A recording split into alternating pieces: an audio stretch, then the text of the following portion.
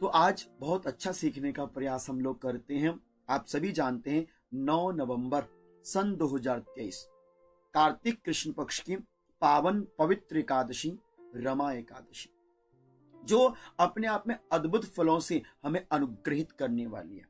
और 9 नवंबर सन 2023 रमा एकादशी के साथ साथ एक पावन पवित्र एकादशी, जो हम अपने जीवन में सद्पुण्यों की वृद्धि के लिए करते हैं।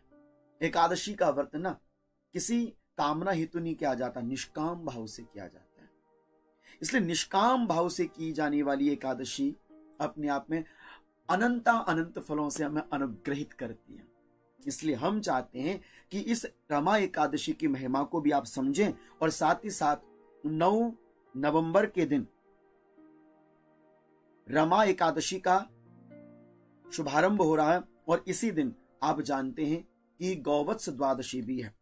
तो गौवत्स द्वादशी का भी क्या प्रभाव है, ये भी हम आज की इस वीडियो में जानने का प्रयास करेंगे। तो देखिए, रमा एकादशी जो प्रारंभ हो रही है 8 नवंबर को, जो एकादशी तिथि है 8 नवंबर को 8:23 प्रातः कालीन प्रारंभ हो जाएगी एकादशी तिथि। और एकादशी तिथि जो समाप्त होगी वो होगी 9 नवंबर को 10:41 में, मतलब एकादशी तिथि समाप्त हो जाएगी। उसके तत्पश्चात द्वादशी तिथि लग जाएगी। और हमारा शास्त्र कहता है कि सर्वत्र एकादशी कार्य द्वादशी मिश्रिता नरे, दशमी युक्ता एकादशी तिथि को नहीं करना चाहिए, अपितु एकादशी युक्ता द्वादशी तिथि को करना चाहिए। इसलिए 8 नवंबर को एकादशी तिथि प्रारंभ तो हो रही है, लेकिन वो दशमी युक्ता है, दसवीं तिथि के साथ प्रारंभ हो रही है, इसलिए वो हमारे लिए शुभकारी नहीं मानी जाती। इसलिए एकादशी जो तिथि है रमा एकादशी, यह 9 नवंबर को ही आप सभी ने करनी है। तो एकादशी तिथि का जो महत्व है और महिमा है आप सभी भक्त जानते हैं। एकादशी तिथि के दिन हम लोग निराहार रहते हैं, है ना। ना भोक्तव्यम ना भोक्तव्यम ना भोक्तव्यम हरिदिनी शास्त्र कहता है। इसलिए दशमी की रात्रि से ही आपने शुद्धता धारण करके रखनी चाहिए। एकादशी व्रत करने वाले को दशमी तिथि से ही गलत आहार व्यवहार विचारों से बचकर रहना चाहिए और एक भुक्त भोजन करना चाहिए दशमी के दिन भी। यदि आपसे एक भुक्त नहीं हो सकता तो सिंपल सा भोजन कीजिए और दशमी तिथि की रात्रि को आप हल्का सा फलाहार इत्यादि कर सकते हैं, हल्का भोजन, यदि शरीर आपका सहयोग देता है आपका। तो इस प्रकार से दशमी तिथि के दिन ही आपने मांस मसूर मलका इत्यादि का त्याग करना चाहिए। शुद्ध आहार व्यवहार तो आपने रखना ही है दशमी के दिन।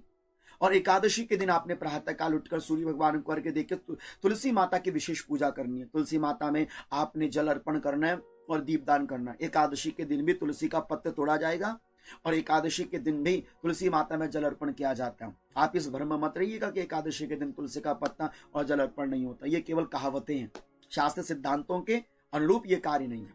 शास्त्र कहता है कि मंगलवार, शुक्रवार, इतवार, द्वादशी के दिन दोनों संध्याओं के समय, सूतक काल के समय हमें तुलसी नहीं तोड़नी चाहिए। एकादशी का कहीं पर नाम नहीं है, तो इसलिए एकादशी के दिन तुलसी का विशेष पूजन कर लेना चाहिए। उसके बाद आपने अपना व्रत प्रारंभ करना है। भगवान गणेश जी को प्रणाम करके अपना जो नित्य पूजन है वो प्रारंभ कर लीजिए। नित्य पूजन करने के तदुपरांत आप भगवान नारायण का पूजन कर लीजिए और रात्रि जागरण यदि आपसे हो सकता है तो आप रात्रि जागरण भी कर लीजिएगा। रात्रि जागरण इत्यादि करने के तदुपरांत आपने बड़ी विधिवत पूर्वक ओम नमो भगवते वासुदेवाय इस मंत्र का जाप कर लेना चाहिए और विष्णु सहस्त्र नाम का पाठ कर लीजिए एकादशी की रात्रि अर्थात कि 9 नवंबर को। और 10 नवंबर को 6:44 से लेकर सुबह के 8:53 के मध्य में आपने अपने व्रत का पारण कर लेना चाहिए, एकादशी व्रत का। भगवान नारायण को भोग लगावे और भगवान की आरती इत्यादि करके फिर आप चरणामृत इत्यादि पान करके अपना व्रत पूर्ण कर लीजिए। एकादशी में श्वेत वस्त्रों को धारण करना चाहिए। माताओं को अपने बाल खुले करके एकादशी व्रत नहीं करनी है। सिर पर कपड़ा होना चाहिए जब आप एकादशी का पूजन इत्यादि करेंगे, है ना। जो माताएं होंगी हमारी विशेषता उनके लिए पीत वस्त्र धारण करें भगवान नारायण का पूजन करते समय, वो और भी श्रेष्ठ कार्य माना जाता है। तो ये नियमों के साथ आपने एकादशी का व्रत करना चाहिए। और एकादशी के व्रत के साथ साथ एक बहुत प्यारी तिथि हमको इसमें प्राप्त हो रही है द्वादशी में। तो द्वादशी के दिन आप देखेंगे गौवत्स द्वादशी है। भविष्य प्राण के अंतर्गत गौवत्स द्वादशी का ना बड़ा विशेष महत्व बताया गया है। शास्त्र ने लिखा कि गौवत्स द्वादशी का बड़ा विशेष प्रभाव है और इस दिन गौवत्स पूजन करने वाले का कल्याण होता है। अब गौवत्स क्या है? बोले गाय का पूजन करना। आप देख रहे होंगे अपने स्क्रीन में, यह कार्तिक कृष्ण पक्ष द्वादशी के दिन किया जाता है। इसमें प्रदोष व्यापिनी तिथि को ही ग्रहण किया जाता है ना। वत्स पूजा वटश्चैव कर्तव्यो प्रथमे हनि। इस प्रकार से यह शास्त्र की मतानुसार सायंकाल के समय जब गोधूली काल की वेला होती है और गौ माता लौटकर वापस जब आती है गौशाला की, और तब इसमें गौ माता का और वत्स का पूजन किया जाता है। क्षीरोदारणव संभूति सुरासुर नमस्कृतिम सर्वदेव मये मातृ ग्रहणार्घ्यम नमोस्तुति। और गाय माता के जो आगे के पैर होते हैं ना, आगे के पैरों में जल छोड़ा जाता है और गाय माता के संपूर्ण अंग को थोड़ा सा आपने अपने हाथ से थोड़ा मलना चाहिए, हाथ फेरना चाहिए, गाय माता के पीठ में हाथ फेरना चाहिए, गाय माता की पूंछ को स्पर्श करना चाहिए। उस प्रकार से गौ माता की आपने 4 बार परिक्रमा करनी चाहिए।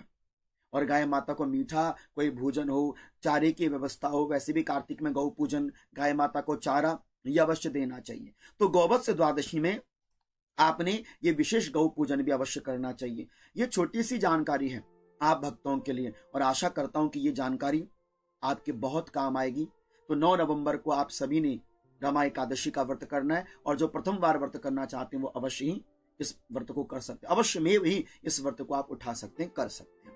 और गौवत्स द्वादशी के दिन, उसी दिन 9 नवंबर के दिन आप 11 साढ़े 11 बजे के उपरांत आप गौ माता का पूजन भी जरूर कर लीजिएगा। ये दोनों कार्य यदि आपके द्वारा हो जावे, कर लेवे, तो आप सभी के लिए मंगलकारी और आनंदकारी होगा। ठीक है, तो आशा करता हूं कि जो जानकारी मैंने आपको दी अच्छी लगी होगी। वीडियो को शेयर अवश्य कर दीजिएगा। तब तक आप सभी को वंदन प्रणाम। ओम नमो भगवते रुद्राय, ओम नमो भगवते रुद्राय, ओम नमो भगवते रुद्राय।